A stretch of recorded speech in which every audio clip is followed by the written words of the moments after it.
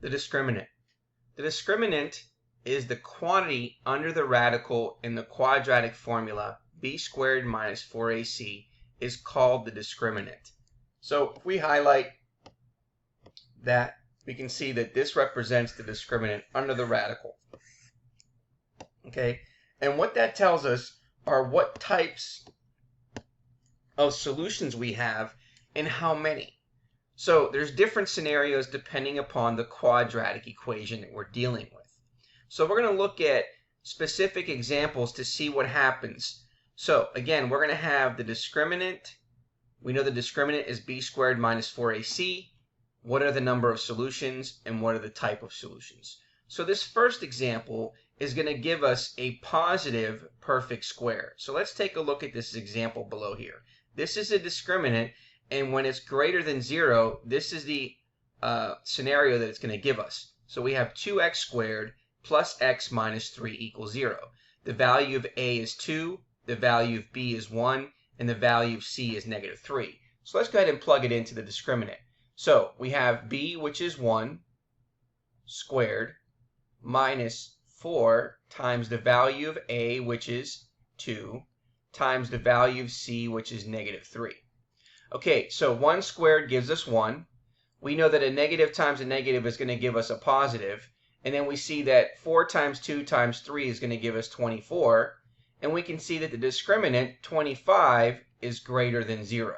Okay, now this tells us that if it's a positive number here, and it's a perfect square, which it is, and it's greater than 0, this is going to tell us that we have two solutions and they're rational, meaning that those solutions can be represented as fractions.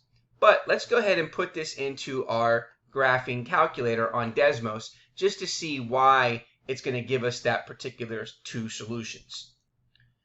So using Desmos, we're going to go ahead and then put in the quadratic equation. So we have 2x squared plus x minus 3. Okay, so what it tells you here is the parabola from the quadratic equation. And where it crosses the x-axis tells you how many solutions that we have. And so we have two solutions here that crosses the x-axis, and they're rational. So that's what they tell us about the first example. And this gives us a visual of kind of what's happening with the discriminant of the first scenario. Okay, now let's go ahead and go to the next one.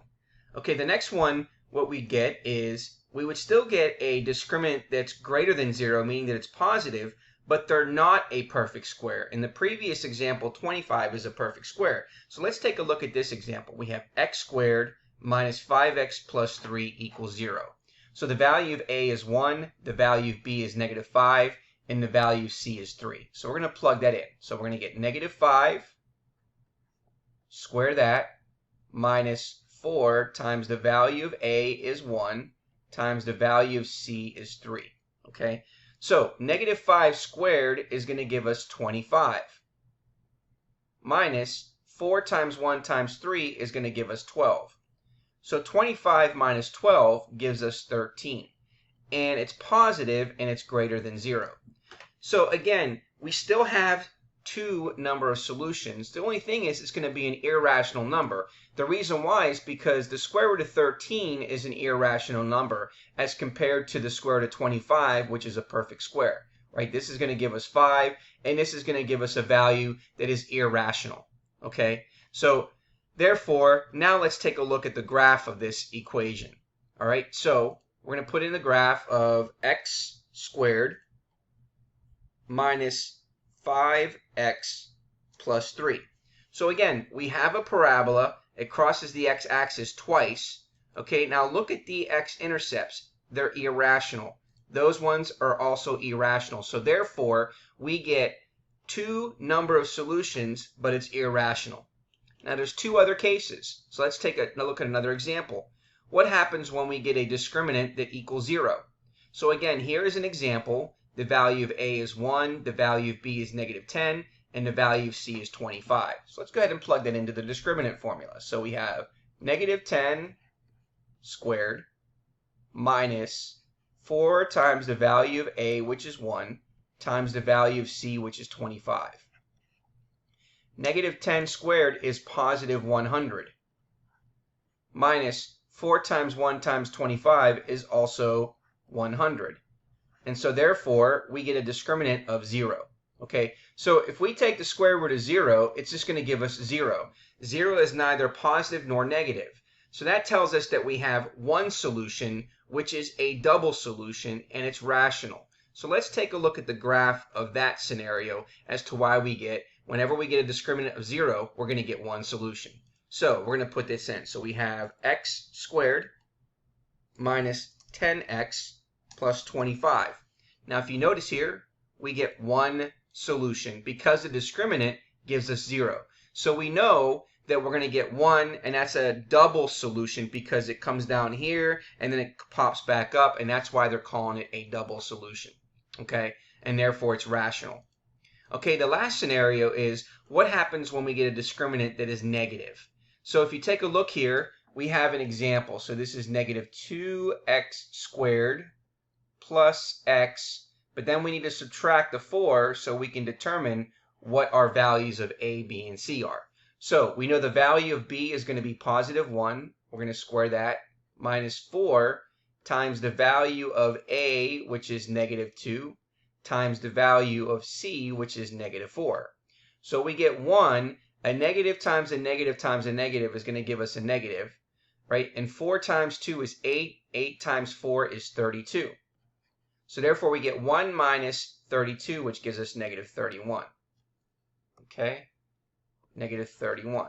So when you think about the square root of negative 31, what's going to happen is we're going to get an imaginary number. Okay? So we're still going to get two solutions because it's going to be plus or minus, right? So each one of these are plus or minus. Same thing up here. This one up here is a plus or minus. This one is just a 0, so it's not neither positive nor negative. And this one is also a plus or minus, which tells us again that we have two solutions. But in this case, it's non-real complex solutions. Let's take a look at what this graph looks like. Okay, so we have negative 2x squared plus x minus 4. Okay, put the 4 in there. All right, so we need to take a look here. Okay, you see the parabola? It does not cross the x-axis, which means that we don't have real solutions. So if the parabola is above or below the x-axis and doesn't cross the x-axis, then you're for sure going to have imaginary solutions. So that's why in this last scenario, you're going to see that we have two solutions, but they're non-real complex because it's not going to cross the x-axis. Okay, the next page. Okay, this is a caution. Now, caution, the restriction on A, B, and C is important.